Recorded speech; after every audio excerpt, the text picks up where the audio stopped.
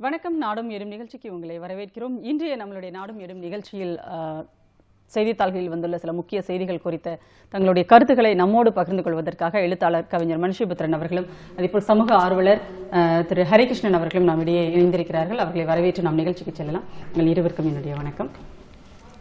இலங்கையில் தொடர் குண்டுவெடிப்பு, அதில் 300க்கும் மேற்பட்டவர்கள் பலியாகி இருக்கிறார்கள். அதில் 45 குழந்தைகளும் உயிரிழந்திருக்கிறார்கள் அப்படின்ற ஒரு சோக நிகழ்வை நாம் இந்த நேரத்தில் பேச வேண்டியதாக இருக்கிறது. அதிலும் பார்த்தீங்கன்னா அந்த அரசு எங்களுடைய பாதுகாப்பு நடவடிக்கைகளில் நாங்கள் தோல்வி அடைந்து விட்டோம், அதனால் நாட்டு மக்களிடம் மன்னிப்பு கேட்கிறோம் என்று இலங்கை அரசு கேட்டிருக்கிறது. இதை அவ்வளவு எளிதாக அப்படி ஒரு மன்னிப்பு கேட்கிறோம் என்ற ஒரு ரீதியில் இதை கடந்து போக முடியும் இல்லை. இது நீங்கள் இலங்கையில் இருக்கக்கூடிய, அதுவும் முக்கியமாக போருக்கு பிந்தைய அந்த சூழலை எடுத்துக்கொண்டால் மிக அதீதமான கெடுபிடி மிகுந்த இராணுவ கெடுபிடிகள் மிகுந்த ஒரு இடமாகத்தான் இன்றைக்கும் இலங்கை இருக்கிறது. இன்னும் சொல்ல போனால் எல்லா இடங்களிலும் மிக கடுமையான பாதுகாப்பு ஏற்பாடுகள் அங்கு இருந்து கொண்டிருக்கின்றன. அப்படிப்பட்ட ஒரு சூழ்நிலையில் பாதுகாப்பு ஏற்பாடுகள் ஏற்கனவே தீவிரமாக இருக்கக்கூடிய ஒரு சூழலில் அவர்களே ஒத்துக்கொள்கிறார்கள், ஏற்கனவே எங்களுக்கு எச்சரிக்கை விடப்பட்டது, நாங்கள் அலட்சியப்படுத்தி விட்டோம் என்று. எப்படி தொடர்ந்து ஒரு யுத்த சூழலில் இருந்த ஒரு நாடு இவ்வளவு பெரிய ஒரு தாக்குதலுக்கான முன்னெச்சரிக்கை வந்த போதும் கூட நாங்கள் அதை கவனமற்று இருந்து விட்டோம் என்று சொல்லப்படுவது என்பது நமக்கு விசித்திரமாக இருக்கிறது. இதிலே இன்னொரு முக்கியமான கேள்வியை அரசு நேற்று தெரிவிக்கிறது. இந்த அங்கே இருக்கக்கூடிய தேசிய தவ்ஹீத் ஜமாத் என்கிற அமைப்பு தான் இதற்கு காரணம் என்று. அது சொன்னவுடன் அதையொட்டி நிறைய இஸ்லாமியர்களுக்கு எதிரான ஒரு மனநிலை பல இடங்களில் அங்கு பரவியதை நாம் பார்த்தோம். ஆனால் இப்பொழுது ISIS அதற்கு பொறுப்பேற்றிருப்பதாக இன்றைக்கு செய்திகள் வந்திருக்கின்றன. இப்படி ஒரு புலன் விசாரணைக்கு முன்பே அரசு இத்தகைய தகவல்களை ஏன் வெளியிடுகிறது என்பது மிக முக்கியமான ஒரு கேள்வி. அரசு, அதாவது இலங்கை அரசு எந்த ஒரு செய்தியுமே சொல்வதற்கு முன்னாடியே இதுதான் இந்த அமைப்பு தான் என்று அவர்கள் குறிப்பிடுவதற்கு முன்பே பாத்தீங்கன்னா இந்திய ஊடகங்கள் பல்வேறு செய்திகளை வெளியிட்டு விட்டன. அதற்கு இலங்கை மக்கள் கடுமையான கண்டனம் தெரிவித்தார்கள். அது மட்டுமல்ல, இந்த சம்பவத்தை நரேந்திர மோடி தேர்தல் பிரச்சாரங்களில் ஒரு மேற்கோளாக பயன்படுத்துகிறார். நிறைய இடங்களில் பாத்தீங்கன்னா இலங்கையில் நடந்த மாதிரியான விஷயங்கள் இங்கே நடக்காமல் இருக்கணும்னா எனக்கு வாக்களியுங்கள் என்றெல்லாம் அவர் கேட்பது என்பது உண்மையில் மிகவும் அதிர்ச்சியூட்டக்கூடிய ஒன்றாக இருந்தது. அவர் எதையெல்லாம் தன்னுடைய தேர்தல் பிரச்சார உத்தியாக பயன்படுத்துகிறார் என்பதை பார்க்கிற போது குறிப்பாக ஒரு குறிப்பிட்ட சமூகத்தை மையமாக வைத்து அங்கு ஒரு ஒரு விஷயத்தை அவர்கள் புரொபகண்டா செய்ய முயற்சிக்கிறார்கள். அதை எங்கும் இவர்கள் தங்களுக்கு சாதகமான ஒன்றாக பயன்படுத்துகிறார்கள் என்பது. தமிழ்நாட்டிலேயே ஒரு கட்சி அது போன்ற ஒரு விளம்பரத்தையே அவர்கள் வெளியிடுகிறார்கள் என்று சொன்னால் உண்மையில் சூழல் எவ்வளவு மிக மோசமாக இருக்கிறது என்பதை பார்க்க வேண்டியிருக்கிறது. இதில் இன்னொரு விஷயம், இந்த ISIS பொறுப்பேற்றிருப்பதற்காக வந்திருக்கக்கூடிய இந்த செய்தி, இதை அவர்கள் என்ன சொல்வதாக ராய்ட்டர் நேற்று செய்தி வெளியிட்டிருக்கிறது என்று சொன்னால், நியூசிலாந்தில் மசூதிகளில் நடந்த தாக்குதலுக்கு எதிர்வினையாக நாங்கள் இதை இங்கு நடத்தி இருக்கிறோம் என்று அவர்கள் சொன்னதாக இந்த செய்தி வருகிறது. ஆனால் இந்த இரண்டு சம்பவங்களையும் ஒப்பிட்டு பார்க்கக்கூடிய ஆய்வாளர்கள் என்ன சொல்கிறார்கள் என்று சொன்னால், நியூசிலாந்து தாக்குதல் சம்பவம் நடந்து 5 வாரங்கள் ஆகிறது. ஆனால் நேற்று முன்தினம் இலங்கையில் நடந்தது என்பது மிக கொடூரமான ஒரு தாக்குதல், சாதாரண தாக்குதல் அல்ல. அதை திட்டமிடுவதற்கு பல மாதங்கள் ஆகியிருக்கும் என்பதுதான் இன்றைக்கு அதை பற்றி வரக்கூடிய எல்லா ஆய்வுகளுமே. இது ஒரு குறுகிய காலத்தில் திட்டமிட்டு இவ்வளவு வெடிமருந்துகளை கொண்டு தாக்குதல் நடத்த முடியாது. இது பல மாதங்களாக உருவாக்கப்பட்ட ஒரு திட்டம். ஆனால் நியூசிலாந்தில் மசூதிகள் நடத்தப்பட்ட தாக்குதல் என்பது அது 5 வாரங்கள் தான் ஆகிறது. அப்படி இருக்கிற போது அவர்கள் இதை கிளைம் செய்திருப்பதாக சொல்லப்படுகிற இந்த செய்திகள், இப்படி நிறைய ஒன்றுக்கு பின் முரணான நிறைய செய்திகள் இதற்குள் தொடர்ந்து வந்து கொண்டிருக்கின்றன.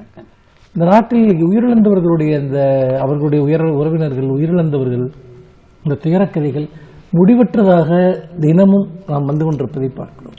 பயங்கரவாதத்திற்கு எதிரான போராட்டத்தில் எல்லோரும் ஒருங்கிணைந்து நிற்க வேண்டும் என்பதில் மாற்று கருத்து இல்லை. ஆனால் அதற்குள்ளாக உடனடியாக ஒரு சமூக ரீதியான மத ரீதியான வெறுப்புணர்வை பரப்பக்கூடிய பிரச்சாரங்களை முன்னெடுக்கப்படுவது என்பது பயங்கரவாதத்தை விட மோசமானது என்பதுதான் என்னுடைய கருத்து. கண்டிப்பாக.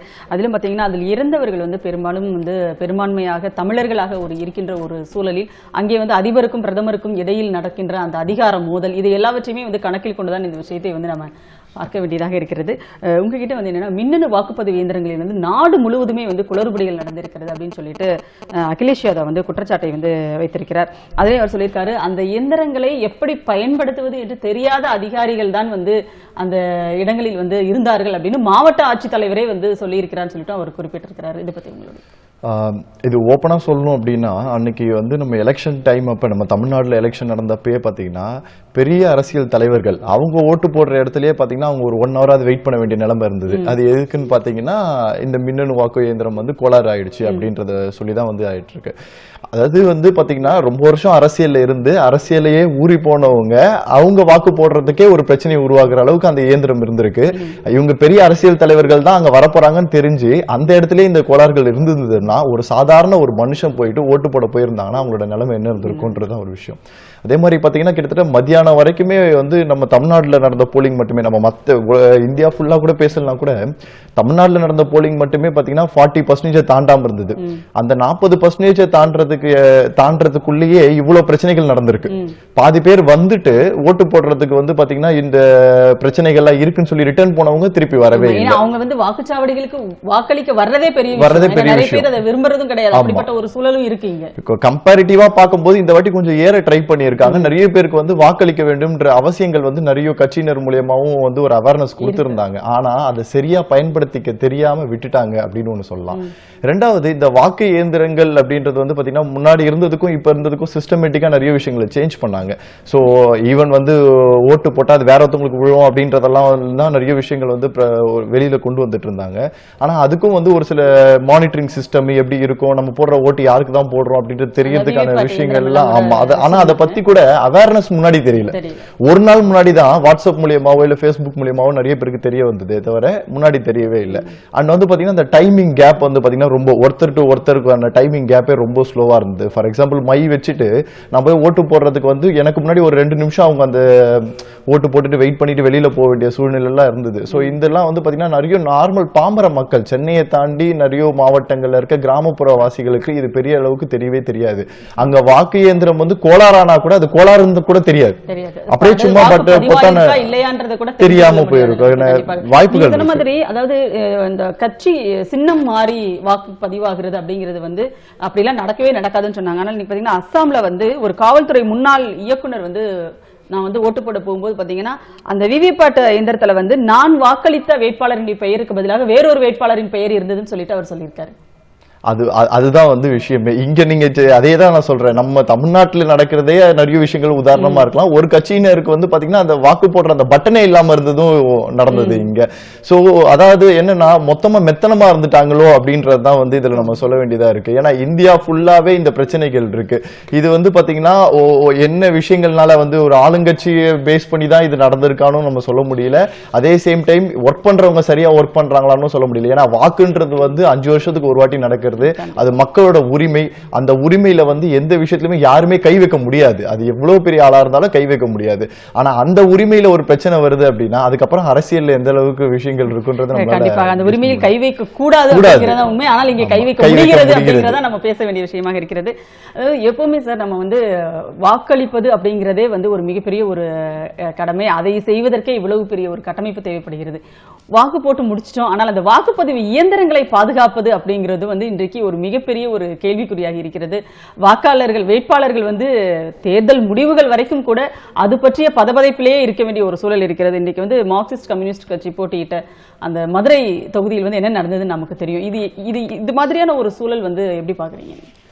இல்லை, இதுல பல கேள்விகள் வந்து பதிலளிக்கப்படாத ஒரு கேள்வியா இருக்கு. வட்டாட்சியர் அதிகாலையில் அங்கு போய் அங்கு 2 மணி நேரம் அந்த ஆவணங்கள் எடுக்க வேண்டிய அவசியம் என்ன வந்தது? இரண்டாவது, அந்த ஆவணங்கள் இருந்த அந்த அறையில் தான் தபால் வாக்குகளும் இருந்தன என்பது நமக்கு நன்றாக தெரியும். இந்த தபால் வாக்குகள் தொடர்பான பிரச்சனை கடந்த தேர்தலில் இருந்தே இருந்து கொண்டிருக்கிறது. கடந்த சட்டசபை தேர்தலின் போது கூட தபால் வாக்குகள் எண்ணப்படாது, பல தபால் வாக்குகளை செல்லாது என்று உதரிபட்சமாக அறிவித்தது. திமுக சார்பாக போட்டியிட்ட அப்பாவு அவர்கள் இந்த தபால் வாக்குகள் முறையாக எண்ணப்படாதனாலேயே 30-40 ஓட்டு வித்தியாசத்தில் அவர் அன்று தோல்வியடைந்ததாக அறிவிக்கப்பட்டது என்பதையும் கூட நாம் பார்த்தோம். இதில் அப்படி என்றால் அந்த அறையினுடைய சாவி என்பது அது எப்படி அவருடைய கைக்கு சென்றது? அது வட்டாட்சியருடைய பொறுப்பில் இருக்கக்கூடிய ஒரு விஷயமே அல்ல. நான் இதனால் தான் இந்த பிரச்சனைகள் ஆரம்பத்திலிருந்தே ஒரு விஷயத்தை தொடர்ந்து ஒரு கேள்வியை எழுப்பி வருகிறேன். என்னவென்று சொன்னால், இந்த வட்டாட்சியர் யாரோ ஒருவருடைய கருவியாகத்தான் செயல்பட்டார். அவர் யாரால் அனுப்பப்பட்டவர் என்பதுதான் இந்த கேள்வி. அப்படி பார்க்கிற போது அதை விட்டுவிட்டு இவரை சஸ்பெண்ட் செய்வது மட்டும் போதுமான நடவடிக்கை அல்ல. இதற்கு முதன்மையான பொறுப்பை மாவட்ட ஆட்சித்தலைவர் இருக்க வேண்டும். ஆனால் அவரிடமிருந்து இந்த விசாரணை தொடங்கப்பட வேண்டும். அப்படி பார்க்கிற போது இந்த விஷயத்தில் முறைகேடுகளுக்கு முயற்சித்திருக்கிறார்கள் என்பது தெளிவாக தெரிகிறது. அப்படி இருக்கிற போது வாக்குப்பதிவு எந்திரங்கள் இன்னும் ஏற்கனவே திமுக தலைவர் அவர்கள் சுட்டிக்காட்டியது போல வாக்கு எண்ணிக்கைக்கு இன்னும் 1 மாத காலம் இருக்கக்கூடிய நிலையில் இதை எப்படி இவற்றை பாதுகாப்பது என்பது. இன்னொன்று, சில இடங்களில் அந்த கண்காணிப்பு கேமராக்கள் செயலிழந்து போயின. கேட்டால் என்ன சொல்கிறார்கள் என்றால், அது சூடாகி விட்டது, அதனால் அதை ஆஃப் பண்ணி வைத்திருக்கிறோம். இது மாதிரியான விஷயங்கள் என்பது உண்மையில் மிகப்பெரிய சந்தேகத்தை ஏற்படுத்துகின்றன. இன்னும் வாக்குப்பதிவு எந்திரங்கள் கூட இதற்கு முன்னாலும் கூட புகார்கள் வந்தது உண்டு. ஆனால் இந்த அளவிற்கு வந்திருக்கிறதா என்பதை நாம் பார்க்கலாம். அங்கொன்றும் இங்கொன்றுமாக அரிதாக சில சம்பவங்களை நாம் கேள்விப்படுவோம். ஆனால் நாடு முழுக்க ஆயிரக்கணக்கான எந்திரங்கள் பழுது என்று வருகிற போது நீங்கள் சில சாவடிகளில் ஒரு குறிப்பிட்ட அளவுக்கு 1%, 2% வாக்குகளை கூட நீங்கள் மாற்றினால் போதும். அந்த வெற்றி வாய்ப்பு அது யாருக்கு செல்ல வேண்டும் என்பதை தீர்மானிக்கக்கூடியதாக அந்த தொகுதிகள் இருக்கும். இதையெல்லாம் பார்க்கிற போது இதை நாம் நிறைய பேர் இதை ஏற்க மறுக்கிறார்கள். அதாவது தொடர்ந்து இதை பற்றிய ஊடக விவாதங்களில் கூட இதெல்லாம் தற்செயல்கள் என்பது போன்றும் அல்லது ஒரு டெக்னிக்கல் எரர் என்பது போன்றும் இவர்கள் சொல்ல விரும்புகிறார்கள். ஆனால் ஒரு ஜனநாயகத்தில் ஒரு வேட்பாளர் ஒரு சில வாக்குகள் வித்தியாசத்தில் தன்னுடைய வாக்குகளை இழக்கக்கூடும், தன்னுடைய வெற்றி வாய்ப்பை இழக்கக்கூடும் என்கிற நிலையில், அல்லது இது போன்ற இந்த வாக்காளர் பட்டியலில் பெயர் இல்லாமல் போவது, நாங்கள் 1,00,000 பேர் நீக்கப்பட்டிருக்கிறார்கள் என்று சொன்னால், இல்லை இப்போ 10,000 பேர் தான் நீக்கப்பட்டிருக்கிறார்கள் என்று சொன்னால், அந்த 10,000 பேருடைய வாக்குகள் என்பது என்ன? கண்டிப்பாக அது பார்த்தீங்கன்னா, நீங்கள் அப்படி ஆக்குவதற்கு உங்களுக்கு உரிமை இருக்கிறதா? அதுவும் ஒரு குறிப்பிட்ட பகுதியில் ஒரு குறிப்பிட்ட சமூக மக்களிடம் மட்டும். இப்படியெல்லாம் பல கேள்விகள் இருக்கிற போது ஒவ்வொரு தொகுதியிலுமே வெவ்வேறு விதமான முறைகேடுகள் அரங்கேற்றப்பட்டிருக்கின்றன என்கிற சந்தேகம் எழுகிறது. கண்டிப்பாக அதை நம்ம ஏனால் இந்த ஆட்சியில் முறைகேடுகள் எப்படி வேண்டுமானாலும் எந்த வடிவத்தில் வேண்டுமானாலும் நிகழ்த்தப்படலாம் அப்படிங்கிற ஒரு நிலை இருக்கும்போது இந்த கேள்விகள் முக்கியமானதாக இருக்கிறது. அதாவது வாக்காளர்கள் பெயர்கள் ஒரு பகுதியிலிருந்து மொத்தமாக நீக்கப்பட்டதாக அந்த தேர்தல் அன்றே பார்த்தீங்கன்னா நிறைய பகுதிகளில் வாக்களிக்க வந்தவர்கள் தேர்தல் ஆணையத்தோடு ஒரு வாக்குவாதத்தில் ஈடுபட்டார்கள். கன்னியாகுமரியில் முதலே சார் சொன்ன மாதிரி 1,00,000 வாக்காளர்கள் ஒரு பகுதியில், அதுவும் குறிப்பாக கடற்கரையோர கிராமங்களில் மீனவ பகுதிகளில் நீக்கப்பட்டதாக ஒரு இது வந்தது. ஆனால் இன்றைக்கு சத்யபிரதா சாகு தலைமை தேர்தல் அதிகாரி சொல்லியிருக்கா 1,00,000 வாக்காளர்கள் கிடையாது, 10,000 பேர் தான் அப்படின்னு சொல்லிட்டு அவர் சொல்லியிருக்காரு. மொத்தத்தில் வாக்காளர்கள் ஒரு கூட்டமாக ஒரு பகுதியில் நீக்கப்பட்டிருக்கிறார்கள் அப்படின்றத அவர் ஒப்புக்கிட்டு இருக்கிறார் இல்லையா? இது அப்பொழுது மறுத்த ஒரு தேர்தல் ஆணையம் இப்போ ஏன் அதை சரி பண்ணிருக்க முடியுதா? கேட்டா நீங்க அதை செக் பண்ணிருக்கணும், நாங்க தான் அப்பப்போ கேம்ப் நடத்துறோமே, ஏன் நீங்கள் அதை சரிபார்த்து கொள்ளவில்லை அப்படின்னு சொல்லிட்டு திருப்பி அவங்க கேள்வி கேட்கிறாங்க. ஆக்சுவலி இதுல என்னன்னா, கன்னியாகுமரியில தான் பாத்தீங்கன்னா காமனா சொல்றாங்க. அதாவது ரொம்ப அதிகமாவே தமிழ்நாடு பாக்குறதுல கன்னியாகுமரி மாவட்டத்துல மட்டும் தான் கிட்டத்தட்ட பாத்தீங்கன்னா 1,00,000 வாக்காளர்களோட பேர் பட்டியல் நீக்கப்பட்டிருக்குன்னு சொல்றாங்க. அந்த 1,00,000 பேர்ல அதிகமான மக்கள் யாருன்னு பாத்தீங்கன்னா மீனவர்களும் நார்மலா இருக்கிற ஒரு பர்சன்ஸ் தான், பாம்பர மக்கள்னு சொல்லலாம். அதோட இது 1,00,000 பேர் நீக்கப்பட்டிருக்கு. நம்ம கேள்வி கேட்கும் போது அவங்க சைட்ல இருந்து சொல்ற ஆன்சர் என்னன்னு பாத்தீங்கன்னா ஒரு 10,000 பேர் தாங்க இருப்பாங்க. ஆக்சுவலி பாத்தீங்கன்னா லாஸ்ட் எலெக்ஷன்ல 14.25 லட்சம் பேர் கிட்டத்தட்ட ஓட்டு போடுறதுக்கான இதுல இருந்தாங்க. நாங்க அதுல இருந்து ஒரு 7,000 சொச்சம் தான் நாங்க நீக்கி இருக்கோம். அது டூப்ளிகேட்ஸா இருக்கு, அந்த மாதிரி விஷயங்கள் வச்சு அவங்க சொல்லியிருக்காங்க, கம்யூனிகேட் பண்ணிருக்காங்க. இன்னும் ரீசன்ஸ் கேட்கும் போது நம்ம வேணா அதை ஐடென்டிஃபை பண்ணி செக் பண்ணலாம்னு சொல்றாங்க. நம்ம முன்னாடியே சொன்ன மாதிரி ஓட்டுன்றது ஒவ்வொருத்தரோட ரைட்ஸ். அந்த ரைட்ஸ் போயிடுச்சு அப்படின்னா திருப்பி கிடைக்க போறதே கிடையாது. கன்னியாகுமரி மாவட்டத்தில் குறிப்பாக இது செய்வதற்கான காரணம் என்ன? இது போன்ற கன்னியாகுமரி மாவட்டங்கள்ல பாத்தீங்கன்னா முக்கியமான இல்ல அது பாத்தீங்கன்னா பிரச்சனைகள் வந்தது ஒரு பக்கம் இருந்தாலும், இப்ப நீங்க சொன்னீங்க முதல்ல ஒரு கொஸ்டின்ஸ் கேட்கும்போது சொன்னீங்க அவங்க அவேர்னஸ் எல்லாம் கொடுத்தோம் நாங்க, ஆனா அவங்க அதை சரியா யூஸ் பண்ணிக்கலன்னு சொன்னாங்க. ஆனா அந்த அவேர்னஸ் எதுக்காக கொடுத்தோன்னு ஒண்ணு இருக்கு இல்லையா? நீங்க இதை பண்ணுங்கன்னு சொல்றதுக்கு பதில் இதை நீங்க பண்ணலன்னா உங்களுக்கு அந்த ஓட்டோட ரைட்ஸ் இல்லாம போறதுக்கு சான்சஸ் இருக்குன்றது அவங்க சொல்லியிருந்தாங்கன்னா ஒருவேளை மக்கள் அதை பத்தி தெரிஞ்சிருப்பாங்க. இப்ப நீங்க நல்ல ஃபேமஸ் ஆக்டர் ரமேஷ் கண்ணன் சாரே பாத்தீங்கன்னா அவரோட ஓட்டர் ஐடி எடுத்துட்டு காமிச்சிட்டு நான் ஒரு வாட்டி இந்த ஓட்டர் ஐடி வச்சு ஓட்டு போடுறேன், ஆனா இப்ப என் பேர் இல்லைன்றாங்கன்றாங்க. சோ ஒரு நல்ல செலிபிரிட்டியா இருக்கிறவங்களுக்கே அந்த நிலைமை இருக்கும்போது ஒரு பாமர மக்கள் அவங்களுக்கு அதை பத்தி தெரியவே போறது கிடையாது. நீங்க கேம்ப் போட்டீங்கன்னா எந்த இடத்துல கேம்ப் போட்டீங்க? எனக்கு தெரிஞ்சு கேம்ப் எல்லாம் போட்ட மாதிரி பெருசா ஒன்றும் தெரியல. ஏதோ டிவில அட்வர்டைஸ்மெண்ட்ஸ் பார்க்கலாம், வெளியில ஒரு விஷயங்கள் பார்த்திருக்கலாம். ஆனா அது எல்லாருக்குமே புரிஞ்சு முடிஞ்சிருக்குமான்னு கேட்டீங்கன்னா கிடையாது. இப்ப நானே பாத்தீங்கன்னா எனக்கு ஒரு 2 நாளைக்கு முன்னாடி ஓட்டு போட போறேன், என்னோட பூத் நம்பர் தெரிஞ்சுக்கணும், எந்த ஸ்லிப்ல தெரிஞ்சுக்கணும்னா நான் ஆன்லைன்ல போய் பாக்குறேன், எனக்கு வந்து அதை பத்தி நாலேஜ் இருக்கிறதுனால. பட் எல்லாருக்கும் இருக்கான்னு கேட்டீங்கன்னா அது கிடையவே கிடையாது. அவங்க வீடு வீடா போயிருக்கணும், அந்த ஸ்லிப் அப்பயே கொடுத்துருக்கணும், முன்னாடியே இஷ்யூ பண்ணி இருக்கணும், அப்பதான் அந்த மக்களுக்கு அவங்க பேர் ஆட் இருக்கா இல்லைன்னு தெரிஞ்சிருக்கும். தாண்டியும் கூட பாத்தீங்கன்னா நீங்க சிறுபான்மையினர் வாக்குகளை வந்து பதிவாக விடாமல் தடுப்பதற்காக நீங்க எழும்பூர் பகுதியில் பாத்தீங்கன்னா ஒரு 600க்கும் மேற்பட்டவர்கள் சிறுபான்மையினருடைய வாக்குகள் வந்து அவருடைய பட்டியலில் இருந்து பெயர்கள் வந்து நீக்கப்பட்டிருக்கிறத நம்ம பார்க்கிறோம். அதே மாதிரி வந்து ஓகி புயலால் பாதிக்கப்பட்ட ஒரு மிகப்பெரிய ஒரு நிகழ்வு வந்து அங்க கன்னியாகுமரி மாவட்டத்தில் நடந்தது. அதில் இந்த அரசுகள் எப்படி செயல்பட்டன அப்படின்னு சொல்லிட்டு எல்லாருக்குமே தெரியும். அப்ப கடும் கோபத்தில் இருக்காங்க. அங்க நமக்கு எதிரான ஒரு நிலை இருக்கிறதுன்னு தெரிகிற இடங்கள் எல்லாவற்றிலுமே வந்து இது போன்ற ஒரு விஷயங்களை அவர்கள் செய்திருக்காங்க. ஏன்னா அந்த சிறுபான்மையர் அப்படின்ற அவங்க தான் வந்து எந்த கொஸ்டினும் கேட்க மாட்டாங்க அப்படின்ற ஒரு தைரியம் தான், வேற ஒண்ணும் இல்ல. கொஞ்சம் நல்லா படிச்சவங்களா இருந்தாங்கன்னா இப்படி ஆச்சு அது ஆச்சுன்னு சொல்லி கொஸ்டின் கேட்பாங்க, கேஸ் போடுவாங்க, ப்ராப்ளம் வந்து பெருசாகும்.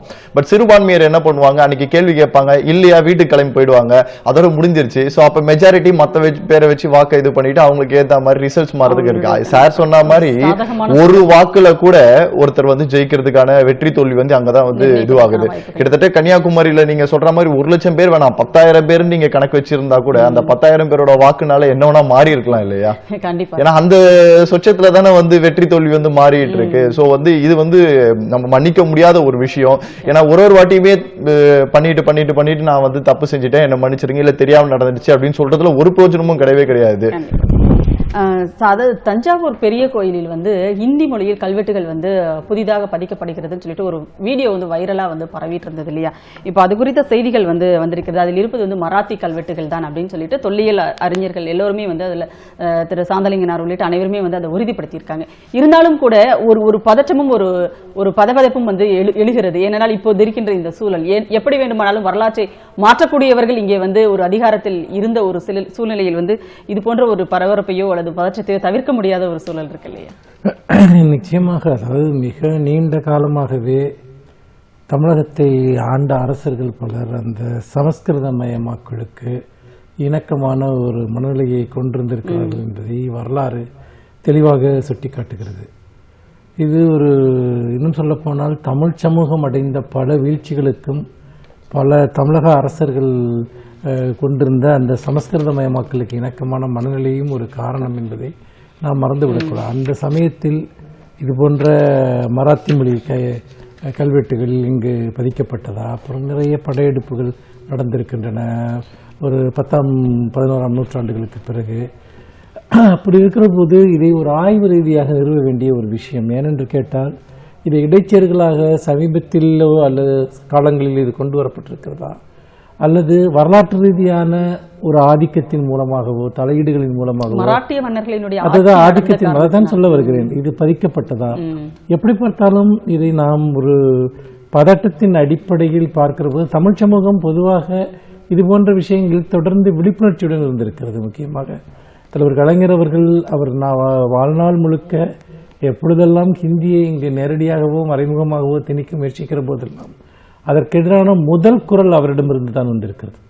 அப்படி பார்க்கிற போது அவர் ஊட்டிய இந்த உணர்வு என்பது அது ஒரு மிகப்பெரிய தடுப்பரன் போல இருக்கிறது. அதனால்தான் ஒரு இந்தியை திணிப்பதற்கான எந்த திட்டத்தை மத்திய அரசு கொண்டு வந்தாலும் அதற்கான எதிர்ப்பு முதலில் தமிழகத்திலிருந்து வந்திருக்கிறது என்பதை பார்க்கிறோம். இப்பொழுதும் அப்படி ஒரு சந்தேகத்தினுடைய ஒரு நிலையிலிருந்து தான் இந்த செய்தி வைரலாகிறது. ஆனால் இது போன்ற விஷயங்களில் நாம் ஒரு பொறுப்பான முறையான ஆய்வுகளை மேற்கொள்ள வேண்டும். அது எந்த காலகட்டத்திற்குரியது, இது யாரால் பதிக்கப்பட்டது என்பது மிக மிக முக்கியம்.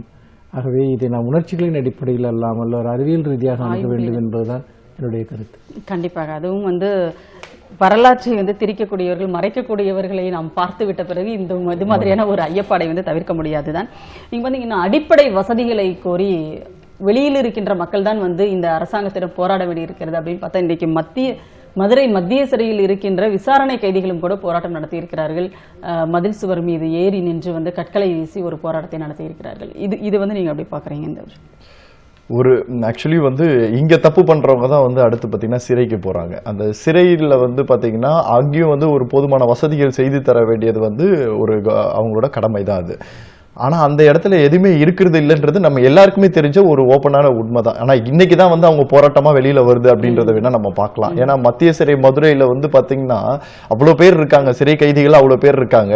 அவங்கள வந்து நல்லொழுக்கத்துக்கு மாத்தணும் அப்படின்றதுக்காக தான் ஒரு சிறை வாசம்ன்றது நடக்குது. அது மூலியமா அவங்களுக்கு நிறைய விஷயங்களை கத்துக் கொடுக்குறாங்க. சோ அது மூலியமா அவங்களும் ஏர்ன் பண்றாங்க, வெளியில வரும்போது ஏர்னிங் பண்றாங்க. ஒரு புது மனுஷனா மாற்றத்துக்கான ஒரு இடமா கொண்டு போயிட்டு சிறைச்சாலை. ஆனா அந்த சிறைச்சாலையில திருப்பி அவங்க போராட்டத்துக்குள்ள கொண்டு போயிடுறாங்க அப்படின்றதுதான் வந்து அவங்களோட மிகப்பெரிய தவறான நான் நினைக்கிறேன். அங்க வந்து அவர்களுக்கென்று ஒரு உரிமைகள் இருக்கிறது. சிறை கைதிகளாகவே இருந்தாலும் குற்றவாளிகளாக இருந்தாலும் கூட அந்த மனித உரிமைகள் அப்படின்றது அங்கே அவர்களுக்கும் பொதுவான ஒரு விஷயம். மனித உரிமைகள்ன்றது வந்து காமனாவே வந்து எல்லாருக்குமே காமன் தான். அது மனித உரிமைகள் காக்கப்பட வேண்டும் என்று நம்ம எப்படி பேசுறோமோ அது சிறைச்சாலையில இருந்தாலும் அவங்க ஏதோ ஒரு தெரிஞ்சோ தெரியாமலோ தப்பு பண்ணியிருக்காங்க. அந்த தப்பை போய் அங்க சிறைவாசம் அனுபவிக்கிறாங்க அப்படின்னா அது அவங்கள சரியா திருத்த வேண்டிய இடமா தான் இருக்கணுமே தவிர அவங்க திருப்பி தப்ப தூண்டுற இடமா இருக்கக்கூடவே கூடாது.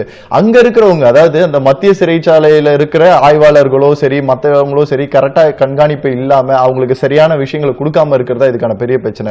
ரெண்டாவது, இதை தாண்டி அதை வழிநடத்துறவங்களும் அதை வந்து சரியா கண்காணிக்கணும்.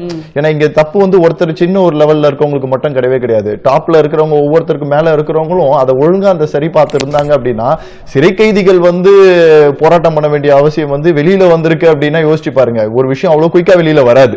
இது வெளியில வந்திருக்குன்னா ரொம்ப நாளா அவங்க போராடிட்டு இருந்திருக்காங்க. இந்த டைம் ரொம்ப பெரிய லெவல்ல அது நடந்திருக்கு. ஏன்னா பாத்தீங்கன்னா ஒரு போதிய வசதின்றது ரொம்ப முக்கியமானதுங்க. நம்ம தூங்கும் போது கொசுக்கடியில தூங்குறோம் அப்படின்னா நைட் ஃபுல்லா வந்து தூக்கமே இருந்திருக்காது. அடுத்த நாள் காலையில் நம்மளால எந்த வேலையுமே பார்க்க முடியாது. ஆனா சிறைச்சாலையில இருக்கிறவங்களுக்கு சாப்பிடுற விஷயத்துல ஆரம்பிச்சு குளிக்கிறதுல ஆரம்பிச்சு அவங்க தினசரியான வாழ்க்கையே வந்து போராட்ட களமாவே மாத்தி விட்டுட்டாங்க அப்படின்றதுதான் வந்து கண்டிப்பாக. அதோடு கூட சித்திரவதை செய்யப்படுவதாக கூட அவர்கள் சொல்லிட்டு இருக்காங்க. சிறை சித்திரவதைகள் அது மிகவும் வருத்தத்துக்குரியது அப்படின்றது வந்து நம்ம ஒரு சொல்ல பதிவு பண்ண வேண்டிய ஒரு கட்டாயத்தில் தான் நம்ம இருக்கிறோம். கண்டிப்பா உங்களுடைய கருத்துக்களை எங்களோடு பகிர்ந்து கொண்டமைக்கு மிக்க நன்றி. நிகழ்ச்சியை முடித்துக் கொள்ளலாம். நாடும் வீடும் நிகழ்ச்சி நிறைவடைகிறது. அடுத்த நிகழ்ச்சியில் சந்திப்போம். வணக்கம்.